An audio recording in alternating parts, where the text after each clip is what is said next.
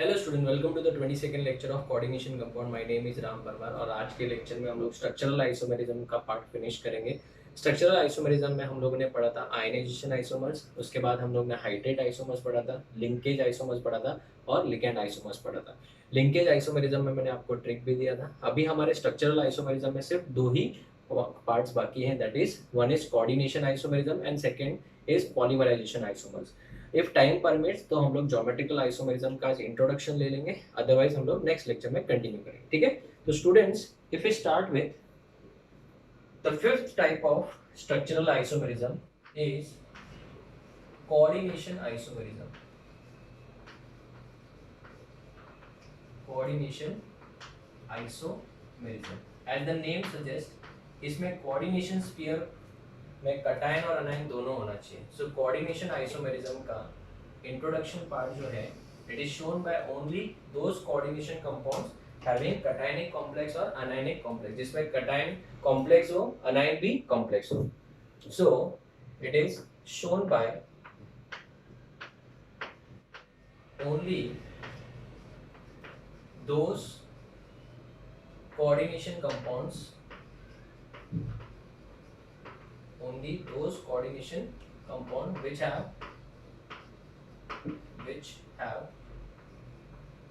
complex cation, important है, complex cation and complex anion, complex cation and complex anion, जिसमें complex cation होगा, complex अनायन होगा, इसी में इसकी वजह से ही ये कोऑर्डिनेशन आइसोमेरिज्म आएगा। ठीक है, इसमें डिफरेंस क्या होगा, जो लिगैंड्स होंगे वो डिफरेंट होंगे कोऑर्डिनेशन पार्ट में, दैट इज कैटायन में लिगैंड अलग होंगे, अनायन में लिगैंड अलग होंगे। So it arises due to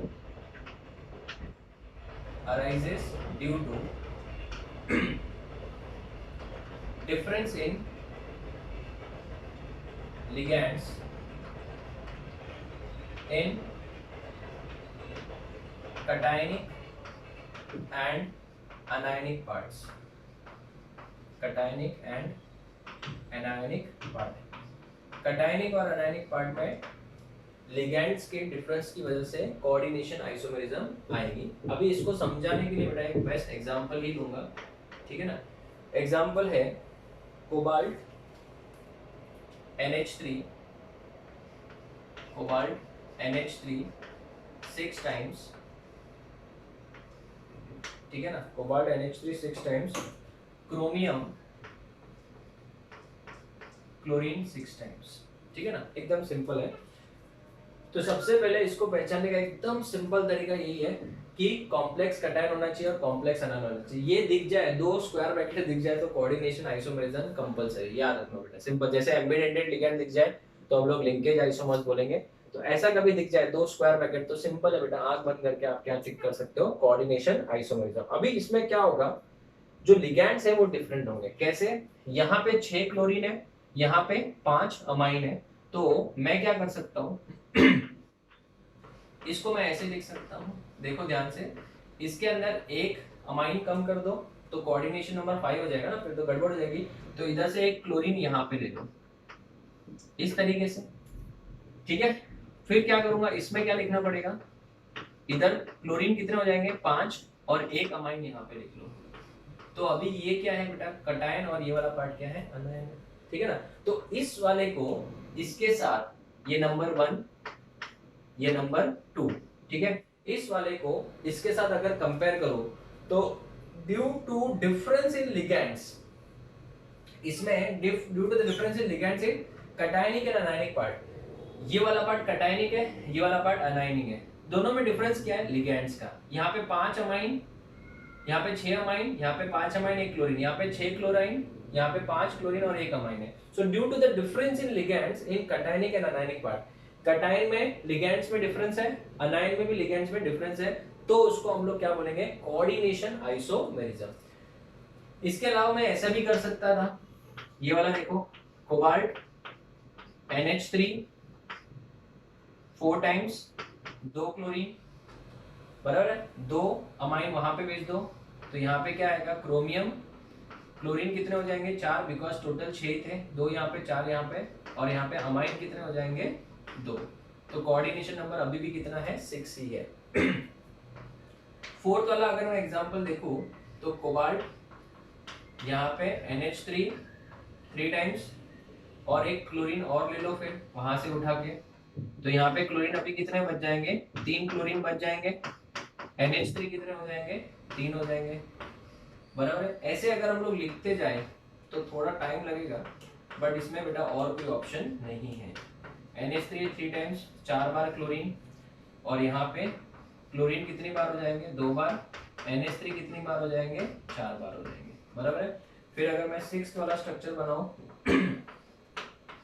cobalt NH3 अभी सिर्फ एक ही बार बचा, 5 बार क्लोरीन लिखना पड़ेगा, यहाँ पे क्लोरीन एक बार क्लोरीन बचेगा, 5 बार अमाइन आ जाएंगे, ठीक है, इस तरीके से। और लास्ट एंड फाइनल स्ट्रक्चर क्या आएगा बच्चों, दिमाग लगाओ, कोबाल्ट Cl कितने 6 हो जाएंगे, और क्रोमियम कितने, यहाँ पे क्लोरीन एक भी नहीं बचेगा, अमाइन कितने हो जाएंगे, 6 हो जाएंगे, बराबर है। ये टोटल कितने स्ट्रक्चर्स हो गए बेटा, इसके 7 हो गए। अगर आप ध्यान से देखोगे, मैंने आपका इसको ऑक्सीडेशन नंबर निकालना सिखाया था, ये कोबाल्ट +3 है और ये वाला कोबाल्ट भी +3 है। सो टोटल बेटा यहाँ पे सब में एक ही डिफरेंस है, क्या कि कोऑर्डिनेशन स्फीयर में, that is cationic anionic part में, लिगैंड्स में क्या है, डिफरेंस है। सो देयर आर टोटल कितना आइसोमर्स है, टोटल 7 है। So there are 6 coordination isomers. 6 क्या है बेटा, कोऑर्डिनेशन आइसोमर्स है। सर आपने तो बोला था 7 है, तो आपने 6 क्यों लिखा, वेरी वेरी इंपॉर्टेंट। इसका रीजन मैं बताऊं, बहुत इंटरेस्टिंग है, बहुत इंपॉर्टेंट है, ध्यान देना। अगर आप ध्यान से देखोगे तो ये वाला स्ट्रक्चर गलत है। सर आपको क्या सपना आया था, मुझे सपना नहीं आया था बेटा, मुझे कंसेप्ट पता चला। कैसे, आप बताओ इसमें कोबाल्ट किस ऑक्सीडेशन स्टेट में है, +3 में, ध्यान दो नहीं तो ऊपर से आएगा, किस ऑक्सीडेशन स्टेट में है, +3 में है, राइट। अमाइन तो 0 है, यहाँ पे क्लोरीन 3 है तो 3 माइनस हो जाएगा, बराबर है। तो मेरा आपसे एक सिंपल सवाल है, इस वाले पार्ट के ऊपर चार्ज क्या है, सिर्फ इस वाले पार्ट के ऊपर। सर कोई चार्ज नहीं है, क्यों नहीं चार्ज है बेटा, क्योंकि ये +3 और ये -3 है, तो ये तो खुद ही लड़ मरे, तो इसमें इसके ऊपर कोई चार्ज ही नहीं है। चलो ठीक है, अगर मैं इसकी बात करूं तो ये +3 है और ये -3 है, तो इसके ऊपर क्या चार्ज है, इसके ऊपर भी कोई चार्ज नहीं है। तो मैं आपसे एक सिंपल सवाल पूछूं, इसके ऊपर कोई चार्ज नहीं, इसके ऊपर कोई चार्ज नहीं, तो दोनों एक दूसरे के साथ कैसे रहेंगे, आप मेरी बात समझ रहे हो। ये इसके साथ में क्यों है, बिकॉज ये वाला पार्ट कटायन था बच्चों, ये क्या था, कटायनिक पार्ट है, और ये वाला पार्ट कौन सा है, अनायनिक पार्ट है। ये जेई टाइप के क्वेश्चन है बच्चों, अनायनिक पार्ट है, ठीक है ना। एंट्रेंस एग्जाम में सिर्फ ये ऑप्शन दिया होता है, अपने को टिक करना है, they are coordination isomers. But अगर आपको पूछ लिया जाए कि इस कॉम्प्लेक्स के, ये जेई एडवांस टाइप का क्वेश्चन हो गया, इस कॉम्प्लेक्स के टोटल कितने आइसोमर्स है, तो 90% बच्चे 7 आंसर टिक करेंगे, जबकि आंसर 6 है। क्यों, क्योंकि इसमें यहाँ पे चार्ज क्या हो गया, 0 हो गया। अभी 0 हो गया तो it is not a cation. क्या ये कटायन है, नॉट अ कटायन, ये कोई कटायन नहीं है। इसमें भी 0 चार्ज है, सो नॉट एन अनायन, ये कोई अनायन तो है नहीं। तो ये कटायन नहीं है, अनायन नहीं है, तो फिर तो बेटा इसमें कोई आएगा ही नहीं बेटा, इनके बीच में कोई फोर्स ऑफ अट्रैक्शन ही नहीं है। सो यहाँ पे क्या लिखूंगा, there is no force of attraction, तो ये कंपाउंड एग्जिस्ट ही नहीं करेगा। क्यों, क्योंकि चार्जेस ही नहीं है किसी के ऊपर, तो बेटा दोनों साथ में रहेंगे क्यों। So there are total how many, 6 coordination isomers, not 7। This is very very important. तो एग्जाम में आपको कैसे होगा वो भी बता देता हूँ वापस से। आपको ये 2 दिए रहेंगे, कोई भी 2 का सेट बना के देंगे और बोलेंगे ये कौन से टाइप के आइसोमर्स है, तो डेफिनेटली बेटा square bracket square bracket square bracket square bracket, खत्म। Don't waste your time, coordination isomers, ठीक है। बट अगर कभी ऐसा पूछ ले तो आपको इसमें ड्रॉ करके ही चेक करना पड़ेगा, इसमें कोई भी आर्बिट्रेट नहीं है। Is it clear. चलो नेक्स्ट एक और एग्जांपल लेता हूं, वो थोड़ा सा और अच्छा एग्जांपल है। Example number 2, platinum NH3 4 times, platinum NH3 4 times, platinum Cl 4 times, बराबर है। चलो इसके टोटल कितने आइसोमर्स हो सकते हैं। यहाँ पे दोनों बेटा सेंट्रल एटम अलग अलग थे, वहां पे दोनों सेंट्रल एटम क्या है, सेम है। तो एक तो ये स्ट्रक्चर हो गया, ये नंबर 1 हो गया। फिर दूसरा क्या होगा, अगर मैं प्लैटिनम यहाँ पे लेके यहाँ पे 3 अमाइन लेके 1 क्लोरीन डाल दूं और यहाँ पे प्लैटिनम 3 क्लोरीन लेके 1 अमाइन डाल दूं, ठीक है ना, इस तरीके से, तो एक ये स्ट्रक्चर हो गया। फिर तीसरा स्ट्रक्चर क्या होगा बताओ, प्लैटिनम 2 अमाइन कर दूं, 2 क्लोरीन कर दूं बच्चों दिमाग लगाते थे ना, यहाँ पे 2 क्लोरीन 2 अमाइन कर दिए, ठीक है ना, पहले 3 थे अभी 2 हो गए, अभी एक ही अमाइन बचेगा, तो प्लैटिनम 1 अमाइन ले लिया, तो क्लोरीन कितने होने चाहिए, 3 होने चाहिए। यहाँ पे अगर मैं देखूँ तो प्लैटिनम पहले 3 क्लोरीन थे, 4 के 3 3 के 2, अभी एक ही बचेगा, NH3 कितना हो जाएगा, 3 हो जाएगा। और लास्ट वाला स्ट्रक्चर बताओ, अभी लास्ट वाले स्ट्रक्चर में बेटा अमोनिया एक भी नहीं, PTCl4, और यहाँ पे क्या आएगा, प्लैटिनम NH3 कितनी बार हो जाएगा बेटा, 4 बार हो जाएगा, बराबर है। So total there are how many isomers, बोलो गिनो sir. Total there are 5 isomers, absolutely wrong, वापस से बोलो क्यों। अगर मैं ध्यान से देखो फर्स्ट एंड फिफ्थ दोनों सेम है, देख लो सर, यहाँ पे तो नहीं बोला था बिकॉज यहाँ पे सेंट्रल एटम ही अलग अलग था सर, लेकिन ऐसे कैसे, यहाँ पे ये तो कटायन है और ये अनायन है, इसमें बेटा पहले अनायन लिखा है फिर कटायन लिखा है, बात वही हो जाती है बेटा, है तो दोनों सेम ही है, बराबर है। तो ये फर्स्ट एंड फिफ्थ क्या है बेटा, सेम है। यहाँ पे नोट लिख देता हूँ, note 1 and 5 they are same, बराबर है। दूसरी बात बताओ, अगर मैं बात करूँ सेकेंड एंड फोर्थ की, ध्यान से देखो, इंटरेस्टिंग एग्जांपल, इसके लिए मैंने बोला ना इसमें कोई ट्रिक नहीं है, इसमें ट्रिक हो ही नहीं सकती बेटा, क्योंकि इसमें बहुत ज्यादा लिख के ही प्रैक्टिस करनी पड़ेगी ये। तो अगर देखोगे तो 2 और 4 भी सेम है, कैसे, PtNH3Cl3, PtNH3Cl3, PtClNH3 थ्राइस, तो दोनों सेम है बेटा, सिर्फ ऐसे एक्सचेंज किया। हाँ, अगर यहाँ पे प्लैटिनम और यहाँ पे पैलेडियम होता तो दोनों अलग अलग होते, जैसा इस केस में था, आप समझ रहे मेरी बात को। तो 2 और 4 क्या है बेटा, सेम है। थर्ड वाला जो है वो डज नॉट एग्जिस्ट है, वो डज नॉट क्या है, एग्जिस्ट। सर क्यों, ये वाली गड़बड़ हो गई रहेगी। देखो प्लैटिनम का यहाँ पे कोऑर्डिनेशन नंबर क्या है सर, कितना है, 4 है, तो अगर प्लैटिनम का कोऑर्डिनेशन नंबर 4 है तो ये +2 वाला हो गया। हाँ सर, ये प्लैटिनम का कोऑर्डिनेशन नंबर कितना है, 4 है, तो ये भी +2 वाला हो गया, बराबर है। अगर मैं ध्यान से देखूं ये वाला स्ट्रक्चर, तो ये +2 है और ये -2 है, तो ये तो खुद ही एक दूसरे से लड़ मरे बेटा, तो इसका मतलब ये कटायन नहीं है, कटायन नहीं है, ठीक है ना, ना कटायन है ना अनायन है। ये प्लैटिनम +2, ये क्लोरीन -2 हो जाएगा इधर, ये अनायन नहीं है, तो इसका मतलब ये एग्जिस्ट नहीं करेगा। तो इसका मतलब फिर 1 और 5 मिला के गिनेंगे तो एक ही गिने, तो एक ही, 2 बेटा 2 बार सेम है तो क्या एक ही गिना जाएगा, और इधर से भी एक ही गिना जाएगा। So therefore there are 2 coordination isomers. इस कंपाउंड में कोऑर्डिनेशन आइसोमर्स कितने होंगे बच्चों, 2 ही होंगे, याद रखना, this is very very important. Coordination isomers इसमें कितने होंगे, 2 होंगे। Is it clear. तो स्टूडेंट्स ये लिख के ही अपन सॉल्व कर सकते हैं, ठीक है। और जनरली ऐसा इतना पूछा नहीं जाता कि कितने बनेंगे, ये जनरली नहीं पूछा जाता, आपको यही पूछा जाएगा कि बताओ ये दोनों कौन से आइसोमर्स है, या फिर ये दोनों कौन से आइसोमर्स है, या फिर ये और ये क्या सेम है डिफरेंट है, इस तरीके से क्वेश्चन आते हैं, ठीक है। अब इसका फोटो ले लो फिर हम आगे बढ़ते हैं।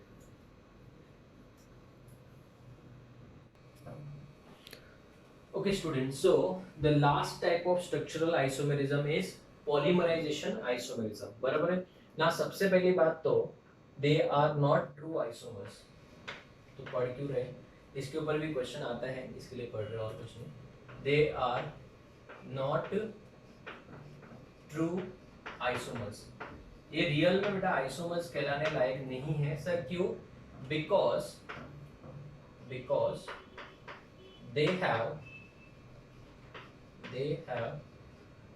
different molecular formula। अभी मुझे था what is the must condition for isomerism, same molecular formula, they have different molecular formula but same, इनमें empirical formula जो होगा वो बेटा सेम होगा। तो ऐसा जो देखने जाए तो they are not isomers, ये आइसोमर्स कहलाने लायक नहीं है because molecular formula सेम नहीं है। अभी अगर मैं आपको एक क्वेश्चन के फॉर्म में बताऊं, ध्यान देना, एग्जांपल है, मेरे पास एक कॉम्प्लेक्स है प्लैटिनम NH3। बच्चों बहुत समझ के लेना, है इजी बट कंफ्यूजन क्रिएट कर सकता है कभी कभी। ये कंपाउंड है, ठीक है। यहाँ पे प्लैटिनम क्या है, 1 है, अमोनिया कितना है, 2 है, और क्लोरीन कितना है, 2 है। ये समझो बेटा कौन सा फॉर्मूला है, एम्पिरिकल फॉर्मूला है। और इसका जो मॉलिक्यूलर फॉर्मूला है वो कुछ भी हो सकता है। सर मॉलिक्यूलर फॉर्मूला कुछ भी हो सकता है मतलब इसको किसी भी नंबर से हम मल्टीप्लाई कर रहे हैं n, तो ये इसका क्या हो सकता है, molecular formula. Where n can be 0, 0 तो नहीं हो सकता ऑब्वियसली, 1 हो सकता है, 2 हो सकता है, 3 हो सकता है, कुछ भी हो सकता है। सर जैसे नहीं समझा बेटा, जिनको नहीं समझा वो देखिए, आप लोगों को ग्लूकोज पता होगा, हाँ सर, ये बेटा मॉलिक्यूलर फॉर्मूला है। क्या है ये, मॉलिक्यूलर फॉर्मूला। बट मैं ग्लूकोज को इस तरीके से भी लिख सकता हूं, हाँ बराबर है ना। तो ये वाला जो अंदर लिखा है ना बेटा, ये अंदर जो लिखा है ये है एम्पिरिकल फॉर्मूला, और ये वाला है आपका n, ये देखो n, बराबर है। तो ये बेसिकली है तो एम्पिरिकल, सॉरी मॉलिक्यूलर फॉर्मूला ही है, अंदर वाला जो पार्ट है वो एम्पिरिकल फॉर्मूला है, और n जो है वो कितना बेटा 6 है। तो ये देखो जो अंदर लिखा है वो एम्पिरिकल फॉर्मूला, n जो है वो हमको फाइंड आउट करना है, और वो n जो है वो कुछ भी हो सकता है, ठीक है ना, वो 1 2 3 4 कुछ भी हो सकता है। सपोज अगर हम लोग n का वैल्यू 1 लेते हैं, if we take n is equals to 1, ठीक है, तो n का वैल्यू 1 लिया तो बताओ फर्स्ट स्ट्रक्चर क्या बनेगा, प्लैटिनम NH3 ट्वाइस Cl2, ये स्ट्रक्चर हो जाएगा। अगर मैंने n का वैल्यू 2 लिया तो n का वैल्यू 2 लिया तो बताओ क्या हो जाएगा, platinum NH3 twice Cl2 the whole twice हो जाएगा। यहाँ पे 2 आ जाएगा कि नहीं आ जाएगा बच्चों, ठीक है। तो अभी ऐसा तो कंपाउंड एग्जिस्ट नहीं करेगा, ये दो टुकड़ों में डिवाइड हो जाएगा। अगर मैंने n का वैल्यू 3 लिया तो प्लैटिनम NH3 ट्वाइस Cl2, ये तो है ही है। अभी यहाँ पे n का वैल्यू क्या हो जाएगा, 3 हो जाएगा बेटा। Is it clear. तो यहाँ पे अगर मैं पूछूं कि बताओ what is the ratio of platinum is to ammonia is to chlorine, तो बेटा क्या रेशियो है, 1 to 1 to 2 ना। तो इस कंपाउंड के लिए इट इज 1:2:2, बट इस कंपाउंड के लिए प्लैटिनम कितने हैं, 2 है, सो इट इज 2:2। अमोनिया कितने हैं, 4 है, 4:2। क्लोरीन भी कितने हो जाएंगे, 4। इस तरीके से इस कंपाउंड की बात करें तो प्लैटिनम कितने हो जाएंगे, 3:2। अमोनिया कितने हो जाएंगे बेटा, 6:2। क्लोरीन भी कितने हो जाएंगे, 6 हो जाएंगे। सो इन कंपाउंड्स को अपन आइसोमर्स बोलेंगे। अभी देखोगे तो बेटा मॉलिक्यूलर फॉर्मूला सबका क्या है, सेम में है कि डिफरेंट है, डिफरेंट है। सो इनको हम लोग बेसिकली आइसोमर्स तो नहीं बोलना चाहिए, लेकिन सिंस एम्पिरिकल फॉर्मूला सबका सेम है, so we can call them as polymerization isomer. ये कंपाउंड का स्ट्रक्चर इस तरीके से होगा। ये जो कंपाउंड है उसका स्ट्रक्चर बना रहा हूं मैं, ध्यान दीजिएगा जरा। प्लैटिनम NH3 4 टाइम्स, बराबर है, प्लैटिनम Cl4। दूसरा platinum NH3 3 times Cl the whole twice, इसके साथ में PtCl4, बराबर है। सो A, इसको नाम दे दो A, इसको नाम दे दो B, पूरे को इसको नाम दे दो C। तीनों का बेटा मॉलिक्यूलर फॉर्मूला डिफरेंट है, बट सबका एम्पिरिकल फॉर्मूला क्या है, सेम है। इस वजह से इनको क्या बोलेंगे, polymerization isomers. So A, B and C are called polymerization isomers, polymerization isomers, इनको पॉलीमराइजेशन आइसोमर्स बोलेंगे, बराबर है। अभी बहुत सारे बच्चे कंफ्यूज होते रहेंगे, सर अगर एग्जाम में ये दोनों दे दिया जाए तो हम कंफ्यूज रहेंगे। आपने तो बोला ना दो स्क्वायर ब्रैकेट होंगे तो कोऑर्डिनेशन आइसोमर्स, आंख बंद करके टिक कर लो। बेटा आंख बंद करने का एक बोलते ना मुहावरा है, बोलते हैं इट्स अ सेइंग। आपको थोड़ा तो दिमाग लगाना चाहिए कि अगर मैं इन दोनों कंपाउंड्स को देखूं, ठीक है ना, तो आपको डेफिनेटली देख के क्या लगेगा कि यार ये तो कोऑर्डिनेशन के एग्जांपल्स है, बट थोड़ा सा दिमाग लगाओ। जितने भी मैंने स्ट्रक्चरल आइसोमर सीखा है उसमें सिर्फ एक ही ऐसा था जो ट्रू आइसोमर नहीं है। ये देखो, बाकी सबके सब ट्रू आइसोमर्स है, मतलब उनके मॉलिक्यूलर फॉर्मूला सेम थे। क्या इन दोनों के मॉलिक्यूलर फॉर्मूला सेम है?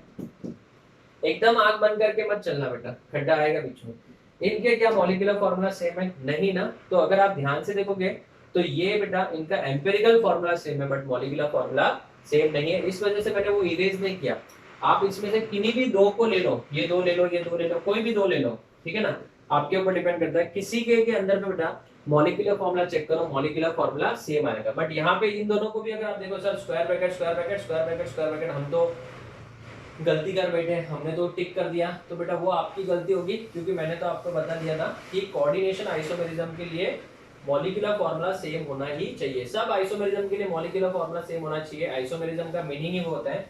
बट अगर मैं बात करूं पॉलीमराइजेशन आइसोमर्स की, so they are not true isomers because they have different molecular formula but they have same dash empirical formula. So this is the end of entire concept of dash structural isomers, right. अगर हम लोग बात करें structural isomers की, तो structural isomerism हमने पूरा complete कर लिया है। स्ट्रक्चरल आइसोमर्स में हमने टोटल 6 टाइप के आइसोमरिज्म पढ़ लिया था। एक बार मैं वापस बता देता हूँ। लिंकेज आइसोमर्स, दूसरा था हमारा हाइड्रेट आइसोमर्स, हाइड्रेट के बाद हमने तीसरा पढ़ा था लिगैंड आइसोमर्स, राइट। नेक्स्ट हमने पढ़ा था लिंकेज आइसोमर्स, उसके बाद हमने पढ़ा था कोऑर्डिनेशन आइसोमर्स, एंड लास्ट वाला जो हमने पढ़ा था वो है हमारा पॉलीमराइजेशन आइसोमर्स, बराबर है ना। अगर हम लोग बात करें तो hydrate isomers is also known as solvate isomers. Is it clear? Structural isomers are also known as constitutional isomers. एक एक चीज मैंने बहुत डिटेल में बता दी है। इसमें सबसे ज्यादा जो इंपॉर्टेंट है, एक तो है लिंकेज और एक है बेटा ये सॉरी आयनाइजेशन आएगा इधर। आयनाइजेशन वाला हमारे लिए सबसे ज्यादा इंपॉर्टेंट है, और दूसरा सबसे इंपॉर्टेंट है हमारे लिए लिंकेज। लिंकेज के ऊपर तो बहुत बार क्वेश्चंस देखने जाता है। इसमें सबसे लीस्ट इंपॉर्टेंट है ये दोनों, ligand isomers and polymerization isomers, ठीक है ना। बोर्ड्स वाले स्टूडेंट्स के लिए ये चार ज्यादा बहुत ज्यादा इंपॉर्टेंट है स्टूडेंट्स, ठीक है। सो this is the end of structural isomerism. Structural isomerism हमने खत्म कर लिया है, ठीक है। इस लेक्चर के एंड में आपको पीडीएफ मिलेगा जो कि मैं नेक्स्ट लेक्चर में डिस्कस करूंगा। अभी मैं आपको geometrical isomers that is structural isomerism के बाद आता है स्टीरियो आइसोमर। बट स्टीरियो में दो पार्ट है, ज्योमेट्रिकल एंड ऑप्टिकल, वो हमारे लिए बहुत ज्यादा इंपॉर्टेंट है। वो हम लोग अभी सिर्फ इंट्रोडक्शन पार्ट दूंगा ज्योमेट्रिकल आइसोमेरिज्म का, ठीक है। फिर नेक्स्ट लेक्चर में कंटिन्यू करेंगे। इसका फोटो लो, फिर मैं ज्योमेट्रिकल आइसोमर्स का सिर्फ इंट्रोडक्शन देता हूं।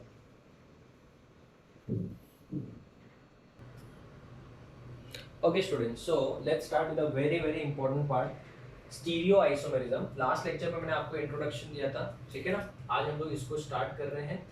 स्टीरियो आइसोमेरिज्म में हमको दो चीजें पढ़नी है। एक तो पढ़ना है ज्योमेट्रिकल आइसोमेरिज्म, जिसको हम लोग बार बेटा जीआई वर्ड से यूज करेंगे। मैं बार एक वर्ड यूज करूंगा जीआई, सो आपको समझ के लेना है। It is geometrical isomerism and एक आएगा ऑप्टिकल आइसोमेरिज्म, सो शायद से दो लेक्चर्स एटलीस्ट 1-2 लेक्चर्स के बाद आएगा वो, ठीक है। तो ये मैं बहुत ही स्लो सिखाऊंगा, ठीक है। अच्छे से एक एक चीज बताऊंगा बच्चों, प्लीज इसके नोट्स अच्छे से बनाना। और है ना, इसमें सबसे इंपॉर्टेंट है कंसेप्ट समझ के लो, ठीक है ना। अगर आपने वर्ड पढ़ा होगा सिस ट्रांस ईजेड पढ़ा होगा, सिन एंटाई पढ़ा होगा, जो कि ऑर्गेनिक में पढ़ते हैं हम लोग, ज्योमेट्रिकल आइसोमेरिज्म वाला पार्ट वहां से ही आता है, ठीक है। तो बेसिकली ज्योमेट्रिकल आइसोमेरिज्म कब देखने को मिलता है, कब देखने को नहीं मिलता है, इसके लिए मैं एक आपको एग्जांपल देता हूं। इमेजिन करो मेरे पास एक कंपाउंड है CH3 C double bond C CH3 और यहाँ पे H है, यहाँ पे भी H है।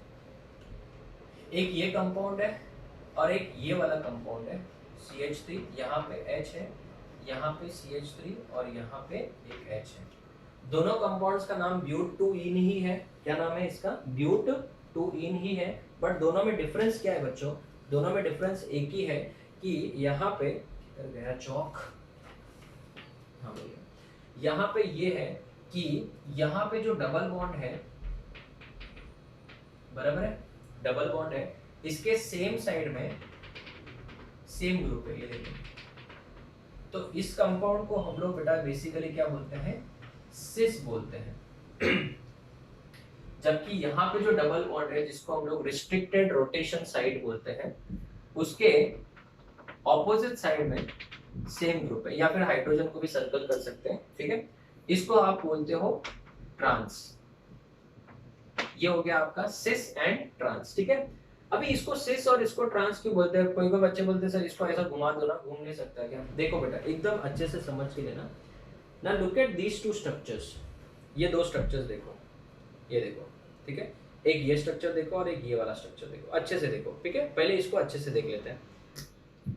ये कार्बन है, ये आपका सिंगल बॉन्ड है, और ये दोनों पाइप मिला के एक पाई बॉन्ड है। सुनो अच्छे से, दोनों पाइप मिला के एक पाई बॉन्ड है, ठीक है। तो ये और ये पाई बॉन्ड है। पाई बॉन्ड कैसे बनता है पता ना? पाई बॉन्ड कब बनता है? जब पी ऑर्बिटल ऐसे ओवरलैप होता है, पता होगा। इस वजह से ऊपर भी दिखाना है और नीचे भी दिखाना है। ये दोनों पाइप मिला के एक पाई बॉन्ड है, और ये जो बीच में है वो सिग्मा बॉन्ड है बेटा, ठीक है। अभी यहां पे पॉइंट ये आता है कि ये जो कंपाउंड है, क्या ये कंपाउंड और ये कंपाउंड दोनों सेम है कि डिफरेंट है? सर दोनों डिफरेंट है। क्यों? क्योंकि इसमें येलो जो है दोनों सेम साइड में है, तो ये वाला जो कंपाउंड है इसको सिस बोलेंगे, और ये वाला जो कंपाउंड है इसको क्या बोलेंगे? ट्रांस। सर अगर मैं इसको रोटेट कर दूं तो ये व्हाइट वाला ऊपर और येलो वाला नीचे आ सकता है ना? कैसे बेटा? आप बोलोगे सर मैं इसको अगर ऐसे घुमाऊं, तो आप क्या कर रहे हो? देख लो बीच में ये पाइप का क्या हुआ, ये देखो हो गया ना सर? नहीं, ये पाइप को देखो, ये पाइप बॉन्ड तो टूट गया ना, फिर तो कैसे होगा? तो ये वाला स्ट्रक्चर आप रोटेट नहीं कर सकते हो। आप अगर चाहो कि मैं इसको बॉन्ड को घुमा के, बॉन्ड को ऐसे घुमा के मैं इसको नीचे लेके आ जाऊं और इसको व्हाइट को ऊपर लेके आओ, दिस इज नॉट पॉसिबल। तो इसका मतलब ये हुआ कि ये वाला कंपाउंड और ये वाला कंपाउंड दोनों अलग अलग है, दोनों को रोटेट करके एक दूसरे में कन्वर्ट नहीं किया जा सकता है। इसमें स्पेस में अरेंजमेंट अलग है, इसलिए बेटा इसको क्या बोलेंगे? Stereo isomers. अगर मैं आपको एक और काम बोलूं कि क्या स्टूडेंट्स येलो और येलो में जितना डिस्टेंस है, क्या येलो और व्हाइट में उतना ही डिस्टेंस है? Absolutely not. तो स्टूडेंट्स याद रखना, distance is related to word geometry, ठीक है ना? Distance is related to geometry. तो ज्योमेट्री वाइज जो है, क्या ये येलो और येलो और येलो और व्हाइट का डिस्टेंस सेम है? नहीं। तो यहां पे इसको बेटा हम लोग क्या बोलेंगे? Geometrical isomers. तो ये जो डिस्टेंस है इसको बेटा मैं अगर मान लूं, इस डिस्टेंस को अगर मैं मान लूं L1, क्या मान लिया? L1। ध्यान से देखना, इस डिस्टेंस को, इन दोनों के बीच के डिस्टेंस को मैंने क्या मान लिया? L1। और इस डिस्टेंस को, व्हाइट से येलो का जो डिस्टेंस है, इसको मैं मान लूं L2। तो क्या L1 और L2 इक्वल है? L1 and L2 they are not equal. यहां पे अगर मैं मान लूं इसको L1 और इसको मैं मान लूं L2, तो क्या यहाँ पे L1 और L2 इक्वल है? नहीं है। तो याद रखना बेटा, ज्योमेट्रिकल आइसोमेरिज्म के लिए सबसे मस्ट कंडीशन जो है वो एक ही है, L1 should not be equal to L2। अगर L1 और L2 दोनों सेम हो गया तो फिर कोई मतलब ही नहीं है बेटा। क्यों? क्योंकि फिर तो बेटा डिस्टेंस सेम है तो ज्योमेट्री कैसे डिफरेंट हो गया बेटा? डिस्टेंस क्या हो गया? सेम, तो ज्योमेट्री डिफरेंट होगा क्या? नहीं। तो स्टूडेंट्स अगर मैं बात करूं एकदम ध्यान से सुनो, सबसे पहले हम लोग बात करेंगे नंबर 1 कोऑर्डिनेशन नंबर 2 के बारे में। ध्यान से सुनो, जब तक डिस्टेंस डिफरेंट नहीं होगा आपको ज्योमेट्रिकल आइसोमेरिज्म देखने को नहीं मिलेगा। कोऑर्डिनेशन नंबर 2 की अगर मैं बात करूं तो इनका जनरल फॉर्मूला क्या होगा? Ml2 होगा प्लस माइनस n होगा। Ml2 प्लस माइनस n मतलब मेटल से कितने लिगेंड जुड़े हुए हैं? 2। आप सबको पता है इसका जो स्ट्रक्चर होता है वो होता है लीनियर, बराबर है। तो ये वाले दोनों अगर लिगेंड है बेटा, अभी मुझे बताओ अगर मैं इसको यहां से हटा के इसके जगह पे लगा दूं तो क्या स्ट्रक्चर में कोई चेंज आया? नहीं ना। कोई नया स्ट्रक्चर बना? नहीं बना। तो इसका मतलब इसमें जब इधर सेंटर में M है, यहाँ पे लिगेंड 1 और ये लिगेंड 2 है बेटा, समझो। अगर समझो दोनों लिगेंड डिफरेंट भी हो गए, एक समझो ये ले लिया, एक ये ले लिया, ठीक है ना? अभी अगर ऐसा है, ठीक है, आप बोलोगे सर डिफरेंट होगा ना, ये ग्रीन को यहाँ पे डाल दो और व्हाइट को यहाँ पे डाल दो, तो बेटा डिफरेंट किधर हुआ? ये तो सेम ही है ना, घुमा के तो सेम ही आ रहा है फिर। तो इसका मतलब इसमें ज्योमेट्रिकल आइसोमेरिज्म हो ही नहीं सकता। सो कोऑर्डिनेशन नंबर अगर 2 आ जाए तो इसमें कभी भी ज्योमेट्रिकल आइसोमेरिज्म नहीं होगा।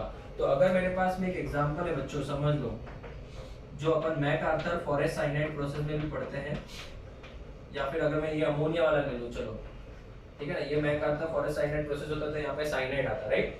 तो क्या इसमें कोऑर्डिनेशन नंबर 2 है? हाँ। तो क्या ये कंपाउंड ज्योमेट्रिकल आइसोमेरिज्म शो करेगा? नहीं शो करेगा। So no GI. तो any compound having coordination number 2 will show no GI. Coordination number 2 में जीआई हो ही नहीं सकती बिकॉज़ डिस्टेंस चेंज ही नहीं होगा बेटा, ठीक है ना। अगर मैं बात करूं कोऑर्डिनेशन नंबर 3 की, तो उसका जनरल फॉर्मूला क्या होगा? ml3, ऊपर कोई भी चार्ज हो सकता है तो प्लस माइनस n लिख लो, प्लस भी हो सकता है माइनस भी हो सकता है। अगर मैं बात करूं इसकी, तो समझो ये तो पहली बात तो ट्रायंगुलर प्लेनर होगा इस तरीके से, ठीक है। चलो अलग अलग कलर यूज करते हैं। यहाँ पे इसको ग्रीन ले लिया और यहाँ पे पर्पल ले लिया। तो मैंने यहाँ पे बेटा green, purple and white use कर दिया। अभी अगर मैं बात करूं यहाँ पे M, यहाँ पे ligand number 1, ligand number 2 and ligand number 3। एकदम सिंपल है ना बच्चों। अभी मुझे एक आपसे सवाल पूछना है अगर मैं इनको इंटरचेंज करूं तो क्या तीनों में डिस्टेंस डिफरेंट होगा? सर ये तो इक्विलैटरल ट्रायंगल है, आप किसी को भी हटा के देखो। अब ये पर्पल और व्हाइट में जितना डिस्टेंस है, अगर मैं इसको ग्रीन की जगह पे डाल दूं तो क्या व्हाइट और पर्पल के बीच में जो डिस्टेंस है वो चेंज हुआ? नहीं। पहले ग्रीन और व्हाइट के बीच में जो डिस्टेंस था उतना ही यहाँ पे भी था, तो डिस्टेंस चेंज ही नहीं हो रहा है। तो बेटा चेंज नहीं हो रहा मतलब L1 और L2 इक्वल होगा। अगर मैं इसको L1 मान लूं और इसको L2 मान लूं तो L1 और L2 क्या हो जाएगा? सेम हो जाएगा। और अगर सेम हो जाएगा तो बेटा यहाँ पे नो जी आई। सर अच्छा ऐसे ही होते जाना चाहिए, जी आई आए ही नहीं, टेंशन ही नहीं। तो इस कंपाउंड में ज्योमेट्रिकल आइसोमेरिज्म नहीं होगा, ठीक है। एग्जांपल के तौर पे चाहिए तो बेटा बहुत सारे एग्जांपल मैंने जो कोऑर्डिनेशन कंपाउंड 4 में सिखाया था, जैसे मर्क्यूरी HgI3 वाला सीन तो था यहाँ पे -1।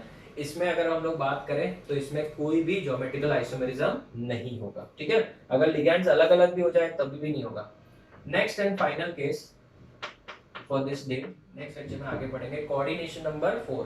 कोऑर्डिनेशन नंबर 4 में अगर मैं बात करूं Ml4 प्लस माइनस n होगा। अभी इसमें दो केस है बच्चों।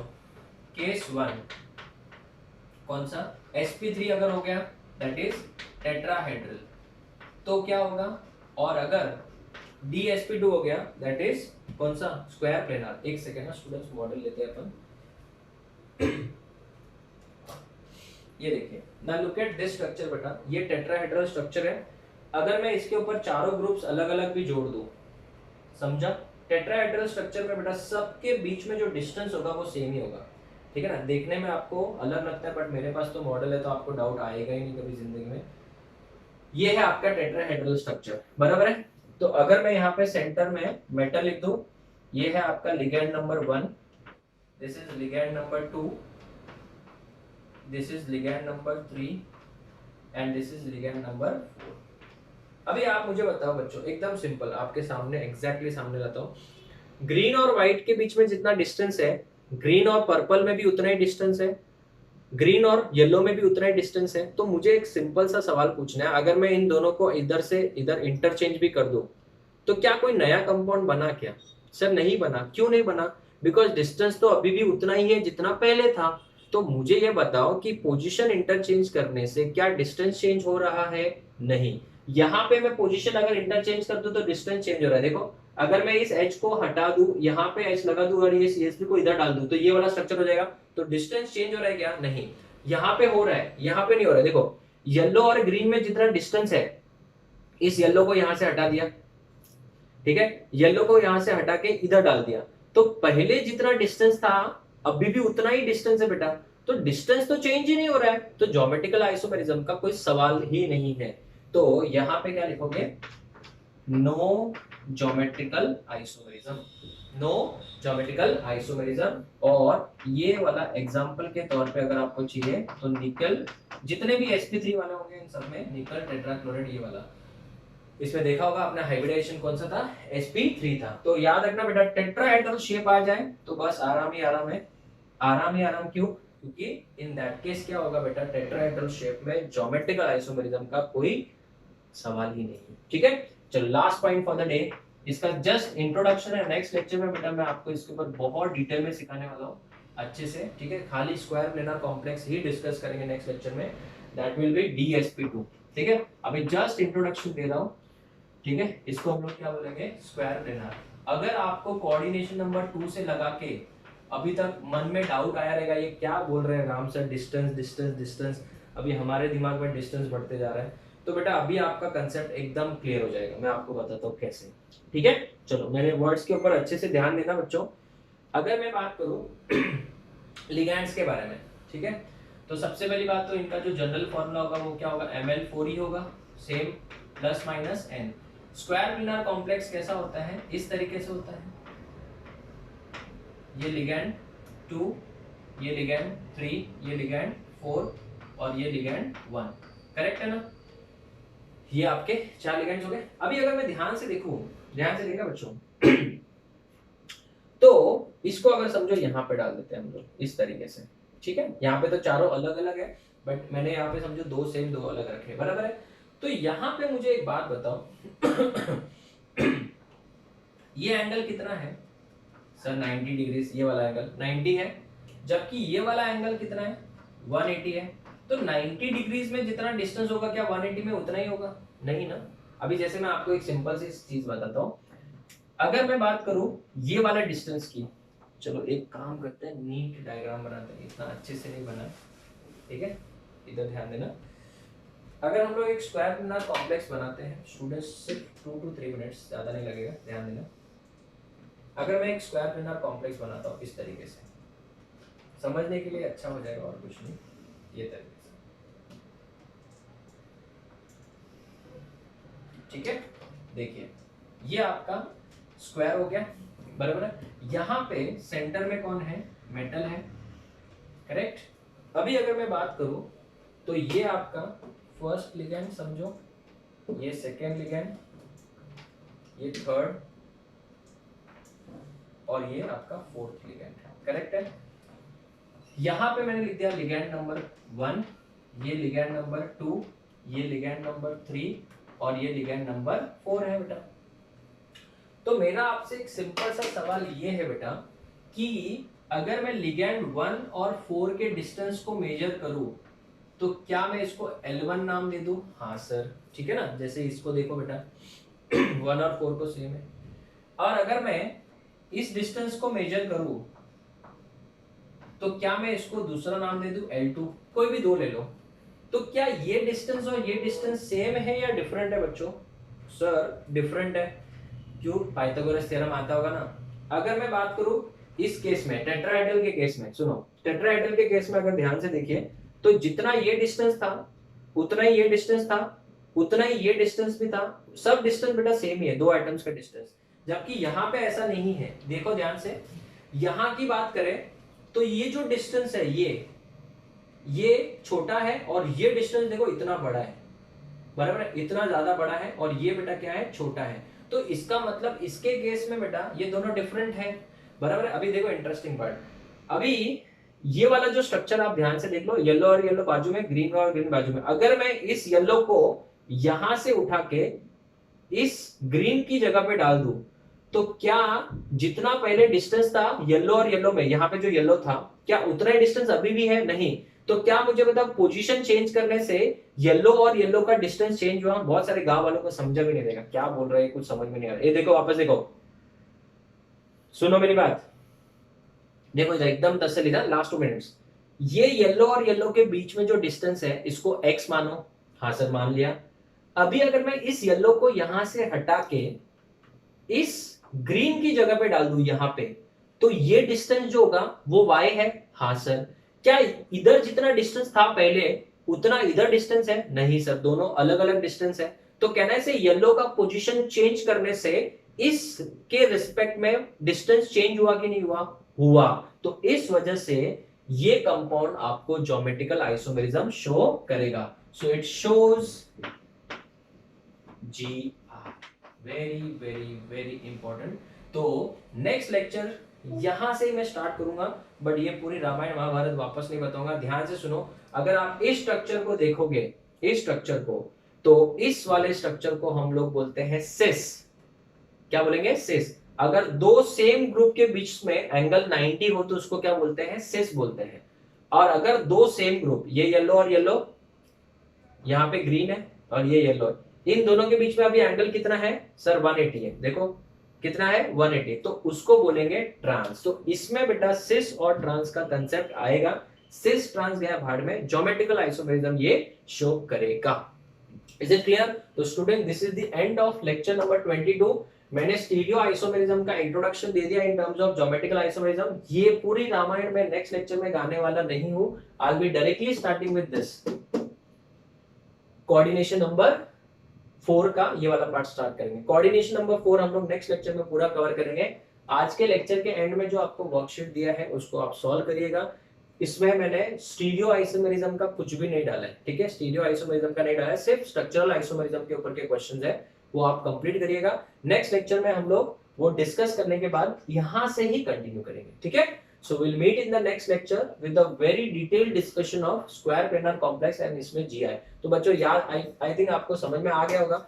आप अगर इसको यहाँ से उठा के यहाँ पे डाल दो तभी भी उतना डिस्टेंस ही रहेगा। तो डिस्टेंस जब तक चेंज नहीं होगा ज्योमेट्रिकल आइसोमेरिज्म नहीं होगा। तो स्टूडेंट्स मैंने आपको सिखाने के टाइम बोला था कि सबसे ज्यादा जो बच्चे डाउट पूछते हैं वीबीटी है, सीएफटी है और आइसोमेरिज्म। आइसोमेरिज्म में तो 100 में से 100 बच्चे डाउट पूछते हैं, क्योंकि जब आप मॉडल से सीखोगे तो आपको समझेगा। तो जनरली क्लास में कैसा होता है, बिना मॉडल के बता दिया जाता है और स्टूडेंट सिर्फ उसको रट्टा मारते हैं। बट आपको मैं यहाँ पे भले जितना भी टाइम लगे लगाएंगे, लेकिन एक एक चीज को अपन मॉडल से और कंसेप्ट वाइज अच्छे से पढ़ेंगे स्टूडेंट्स, ठीक है। So will meet in the next lecture with a detailed discussion of square planar complex. Till then thank you, take care students.